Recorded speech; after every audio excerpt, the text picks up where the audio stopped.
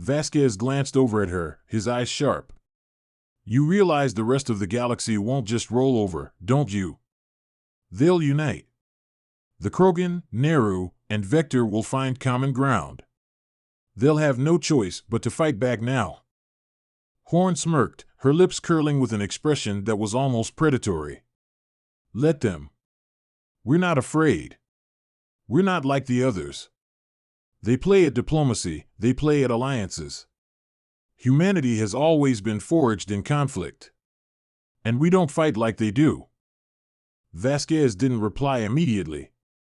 He had seen firsthand what humanity was capable of when pushed into a corner, and what the Confederation had done to the Thalgar had confirmed every suspicion he had. The human military, once considered primitive by galactic standards, had proven that there was no force in the universe capable of standing against them for long. The Zorathians had fallen. The Neru had fled. The Krogan were reeling. Now, only one question remained: how far would they push before the galaxy fought back? But that question wasn't on Horn's mind. I've already made contact with the Vector, Horn continued, her eyes never leaving the stars. They've already signed an alliance with the Neru and the Krogan. They want to strike back, unite the galaxy against us. And what's our response?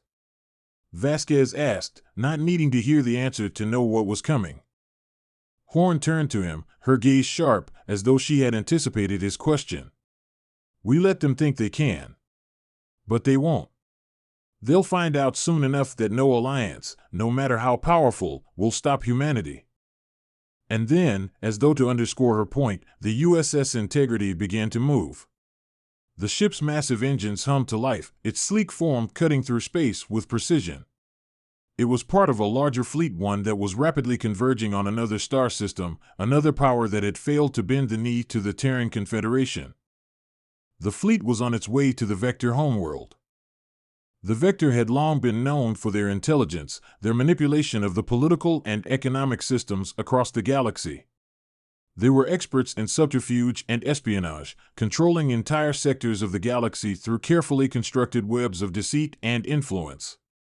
The Confederation had taken note of the Vector's resistance, their quiet pushback against humanity's rise. The Vector were calculating, patient, and precise, and that made them dangerous. If they were allowed to remain unchallenged, they could undermine the Terran Confederation's rapidly growing power and influence. Humanity couldn't afford to let that happen. The Vector had always hidden behind layers of diplomacy and covert operations, but now they were about to learn that humans had no need for such methods. Humanity had proven that direct, overwhelming force could bring entire empires to their knees in hours, not days.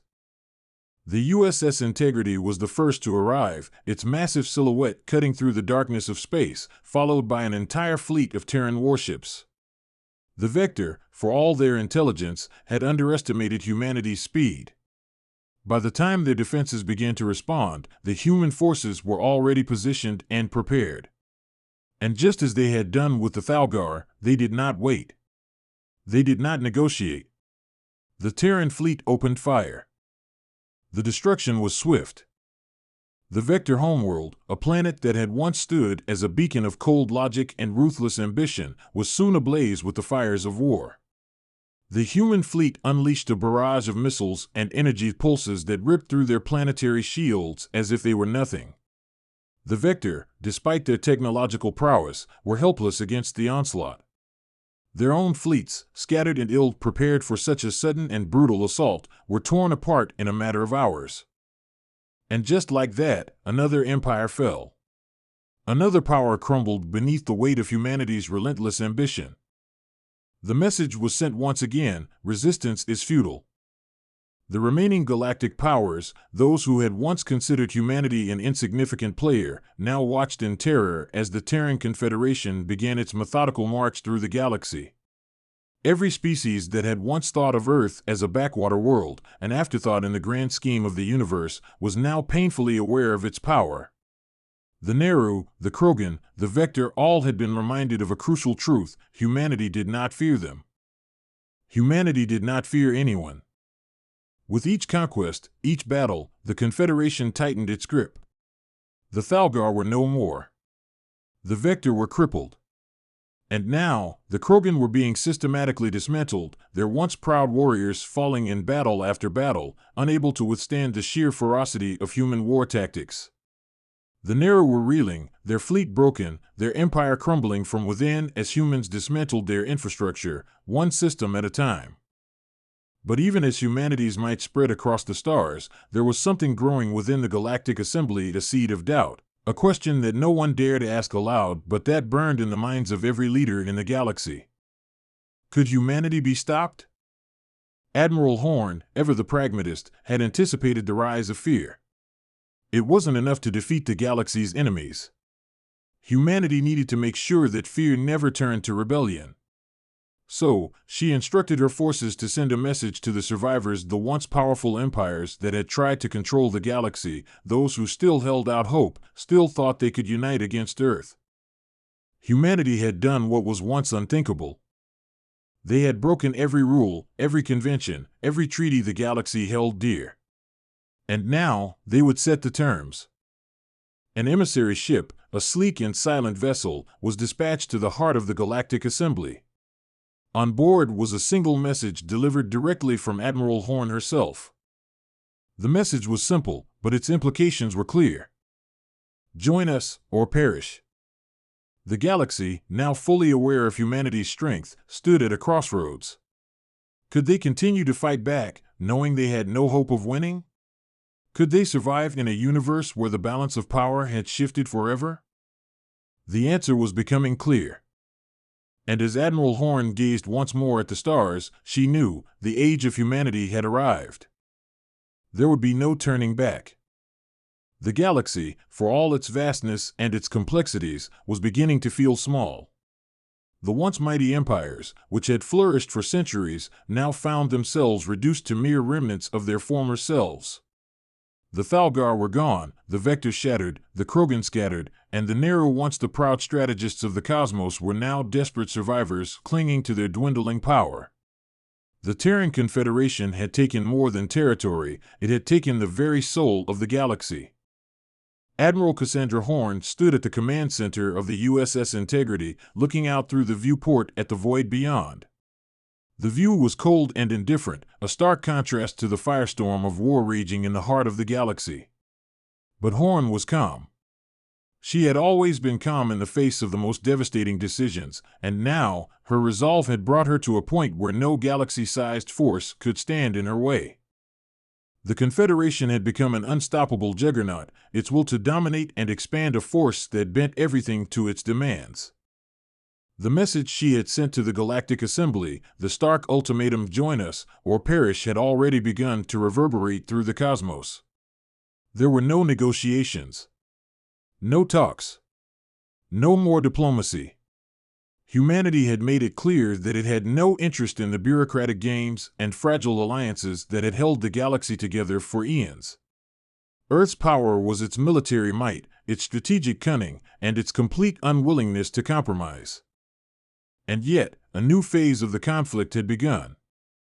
The surviving powers, realizing the inevitable, had reluctantly agreed to form a grand galactic coalition, an alliance meant to consolidate whatever forces remained and prevent humanity from further expanding. The Krogan, despite their shattered state, had rallied the remnants of their warbands. The Neru, though defeated, had begun a series of clandestine operations to subvert the Terran Confederation's rule from within. The Vector, ever resourceful, had gone underground, their intelligence networks still in operation, though severely crippled. The coalition's purpose was clear: to unite all remaining forces in a desperate final stand against humanity. But that unity was fragile, built on desperation rather than strength. Each member of the coalition harbored their own grudges, their own ambitions. The Krogan had a deep-seated hatred for humanity after the destruction of their homeworlds. The Neru resented the fact that their ancient empire was brought to its knees by a species that had once been nothing more than a curiosity. The Vector, who had ruled through manipulation and subtlety, were now forced to operate in the open, their once impressive network of spies and subterfuge shattered. And the one thing they all shared? A seething hatred for the human species, now the uncontested power in the galaxy. But they would soon learn that hatred was not enough.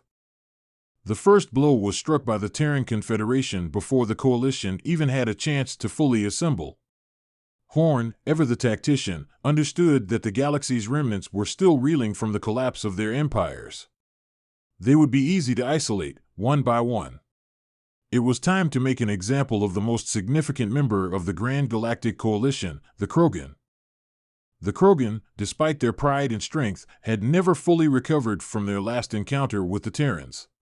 They had been scattered, their warbands decimated by human forces that fought with an unyielding ferocity. But the Krogan were not a species that gave up easily. They had regrouped on a cold, harsh planet known as Vornak, a desolate world in the Outer Rim, and had begun to forge new alliances with rogue elements across the galaxy.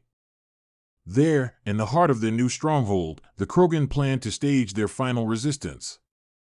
Admiral Horn had no illusions about the Krogan's resolve. She knew they would fight until their last breath, but that only made them more dangerous.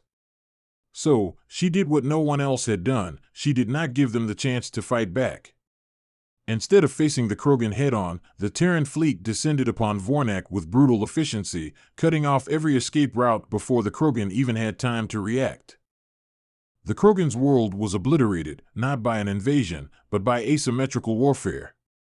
Using their unrivaled intelligence and a new generation of war machines designed specifically for rapid surgical strikes, the Terran Confederation dropped waves of precision-targeted bombs on the planet's vital infrastructure.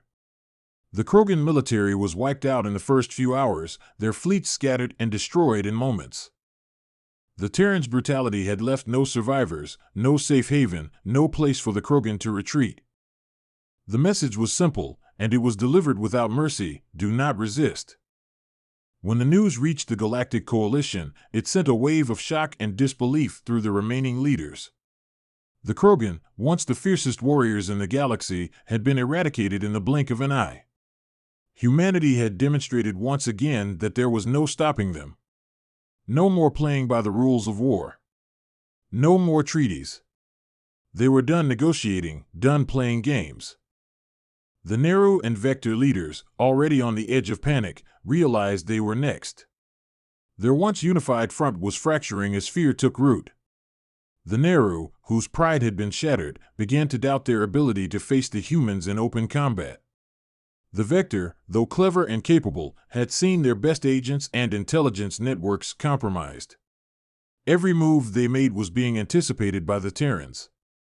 Humanity had infiltrated their most secret operations, left their spies exposed, and rendered their once impressive fleet useless. Admiral Horn knew what had to be done next. The Neru would be dealt with swiftly. The Neru, unlike the Krogan, had never been a species of brute strength. They were diplomats, tacticians, and masters of subterfuge. Their empire spanned thousands of systems, and their influence had been felt across the galaxy for centuries. But their downfall had come at the hands of the Terran Confederation's unmatched ability to adapt, to counterattack, and to strike without warning. Horn's strategy was not one of destruction. No, the Neru had proven to be valuable in their own way, and Horn knew they could still serve a purpose, but not as a threat. With the Neru leader, Consul Qatar, remaining hidden deep within their vast, interconnected empire, Admiral Horn issued one final warning: surrender or face the same fate as the Krogan. But the Neru, unwilling to yield to what they saw as human barbarism, decided to make one last stand. They had prepared their fleets, hidden away on remote moons and space stations, awaiting the arrival of the Terran forces. What they didn't realize was that their final stand was already anticipated. As the Neru fleet prepared to launch a counteroffensive, they were met with something far worse than the Terran fleet itself: a trap. The Terrans had already infiltrated their systems, their networks, and their communication hubs. In one swift, coordinated strike, Horn's forces hacked into the Neru's fleet command protocols, shutting down their ships, rendering them immobile. The Terrans, once again, had outsmarted their enemies. The Neru, though skilled tacticians, were powerless against the relentless human adaptability. The final blow came when a small but highly specialized human battalion infiltrated the heart of the Neru capital, a sprawling city that had been the center of their power for centuries. Within hours, the once proud Neru were broken, their leadership overthrown, and their fleet in tatters. Once again, the message was clear: surrender or perish. By the time the Galactic Coalition could react, it was too late. The Neru's surrender was a formality; they had no strength left to resist. Their fleets were decimated, their power shattered. And with that, another empire fell. Humanity, under the leadership of Admiral Horn, was unstoppable. As the Terran Confederation's fleets expanded deeper into the heart of the galaxy, the remaining powers Vector, Neru, and whatever other factions still clung to life found themselves unable to mount any effective counterattack. The galaxy had changed. The balance of power had shifted irrevocably. And at the helm of this transformation stood Admiral Cassandra Horn, who had led humanity from the fringes of galactic obscurity to become its unquestioned ruler. Humanity's time had come. And the galaxy would never be the same.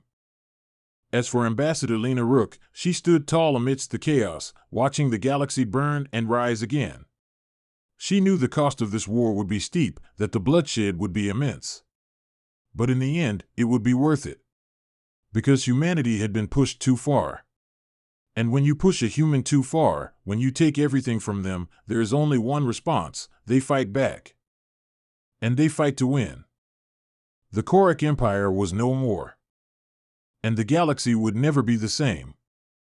The fall of the Galactic Empire was a seismic event that sent shockwaves through the galaxy. It wasn't just a military defeat, it was a paradigm shift, a clear message to every species, empire, and power broker in the galaxy: humanity had arrived, and they were not to be trifled with. The Terran Confederation's victory on Korath was a triumph, yes, but it was also the spark for something far greater. A war that would reshape the galaxy's balance of power and alter its very future. The Korax's once unshakable grip on the galaxy was gone, and the vacuum left in their wake invited power struggles among the lesser empires. Some sought to fill the power gap, eager to seize control over the territories the Galactic had once held with an iron fist. Others, more cautious, watched from the sidelines, waiting to see how the dust settled. But there was one truth that everyone could agree on: the Galactic's downfall was a sign that even the most ruthless empires could fall, and humanity was capable of toppling them. It wasn't just about vengeance anymore. It wasn't just about justice. The galaxy had been rocked, and nothing would ever be the same. The Terran Confederation, under the leadership of President Helen Carter, prepared for the fallout. While the military forces celebrated their victory, President Carter and the civilian leadership of the Confederation knew that this was only the beginning. The Galactic Empire might be gone, but their allies, the Galactic Assembly, were not so easily defeated. The Galactic Assembly had long been the political heart of the galaxy, an alliance of hundreds of species, ranging from the Lareth, a highly intellectual insectoid species, to the Vrei, a massive, ancient race of living starships. The Assembly was designed to keep the peace, settle disputes, and promote diplomacy. But in recent years, the Assembly had become increasingly ineffective, a body mired in corruption, bureaucracy, and stagnation. Worse, the Assembly had turned a blind eye to the Galactic's atrocities for far too long. The Terran Confederation had learned a hard lesson: diplomacy, while important, often only went so far. For weeks, President Carter and her advisors debated what to do next. The Galactic had been toppled, but the galactic power structure remained. The Galactic Assembly was still in place, and though many members had privately expressed disgust at the Galactic's actions, no one had formally condemned them before the fall of the Empire. Now, there was a growing realization that the Galactic Assembly itself was in desperate need of reform, and that reform might have to come from outside. Ambassador Lena Rook, still riding high on her successful negotiations with Galactic, became an unofficial voice for humanity's future in the galaxy. As the only diplomat to have ever stood in the face of Galactic, the Galactic Emperor himself, and survived with the upper hand, Rook had become a symbol of human power, resilience, and conviction. She was already respected among many species for her blunt approach to diplomacy, but now her reputation had grown far beyond just being a negotiator. She was a force to be reckoned with. In the weeks after the Korak's fall, Rook found herself in a tense, increasingly urgent series of meetings with the remaining members of the Galactic Assembly. The Assembly, a loose conglomerate of competing interests, was scrambling. Without the Galactic Empire's dominance, there was no central power. There was no leadership. And so, the Assembly's member species, many of whom had spent years in the shadow of Galactic rule, were now vying for influence, attempting to fill the void. One of Rook's first tasks was to meet with the Lareth, an intelligent, calculating species whose insectoid society had always favored cold logic and calculation.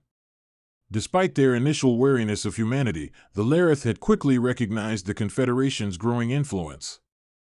"You humans," the Lareth leader, Zinter, began, his voice cold and measured, "are nothing like any species we have encountered. You seem to thrive on conflict, yet you speak of justice as if it were an ideal to which the galaxy should adhere. You are dangerous, Ambassador." Rook raised an eyebrow. "I would argue we are no more dangerous than the Galactic were, Zinter. But let's talk about this idea of justice. The Galactic murdered innocent civilians, wiped entire worlds off the map, and oppressed hundreds of species. How is that not something the galaxy should stand against?" Zinter clicked his mandibles thoughtfully before replying. "We have long known that power is the only language that matters. The Galactic understood this. And now we see that you humans understand it too. Power is not just brute strength," Rook countered, leaning forward, her tone unyielding. "It's the power to do what's right. To make the galaxy a place where no one can do what the Galactic did and get away with it. If you want to talk about real power, then we need to talk about accountability." Zinter was quiet for a moment, but the wheels in his mind were turning. The Lareth, despite their affinity for logic, had always been deeply entrenched in power politics. They respected strength, but they also understood the shifting dynamics of alliances. And in Rook, they saw a species capable of altering the very structure of the galaxy. "I see," Zinter said, his voice softer now. "You would challenge the established order. That will be difficult." Rook didn't flinch. Difficult is a relative term. Meanwhile, the Terran fleet continued its military operations in the aftermath of the Galactic's collapse, though not without opposition. While many of the smaller systems were grateful for humanity's intervention, there were still pockets of resistance, especially among the older, entrenched empires that feared the rise of a new galactic power. The Assembly, despite its inefficiency, still held sway over many of the galaxy's most influential species, and they would not accept a new player coming in and trying to change the rules. And then there were the Carthal, an ancient, secretive race of telepaths who had long kept to the shadows. Though few in number, the Carthal were respected by all for their knowledge of the stars, their ability to manipulate and influence galactic events from behind the scenes. Many of the galaxy's most powerful figures had been influenced by them, knowingly or not. The Carthal had watched with quiet interest as the Terran Confederation began to reshape the galaxy, and they did not take kindly to humanity's sudden rise. They had their own plans that involved maintaining the current power structures. They didn't like the idea of the galaxy being turned on its head by an upstart species. They had existed for millennia, and they intended to continue existing. One of their operatives, Drethos, a cold, calculating Carthal lord, approached the Galactic Assembly with a proposition. The Galactic were gone, and it was clear that a power vacuum had emerged. But rather than allowing humanity to fill the void, Drethos suggested that the galaxy's remaining empires unite under one banner, one that the Carthal could influence. Under his leadership, the galaxy could return to a semblance of order. The Carthal had never been an overt threat. They preferred to work in the shadows, pulling strings, subtly manipulating the galaxy's politics. But with humanity's rise to power, they saw a shift in the natural order. A shift they couldn't ignore. Ambassador Rook's next meeting with the Galactic Assembly was not just a negotiation, but a battle of ideologies. The Carthal had their own agenda, and they would stop at nothing to maintain the status quo. They believed in order, in control, but humanity believed in freedom, in justice. "You are moving too quickly, Ambassador," Drethos said, his telepathic presence brushing against Rook's mind like a cold wind. The galaxy is not ready for the kind of change you seek. You underestimate the fragile balance of power that has kept the peace for millennia. Rook's eyes glinted with steel. And what do you think the Korok were doing, Drethos? Maintaining order? They were killing millions, and the Assembly did nothing. We will never accept a galaxy where the strong can crush the weak without consequence. Drethos smiled, his expression inscrutable. We shall see, human. We shall see. With those words, the stage was set. Humanity's rise was not going to be easy. They had taken on the Galactic Empire, but now they were facing an even more insidious threat, the political elite, the shadowy cabals that had ruled the galaxy from the darkness. The real battle for the galaxy was only just beginning.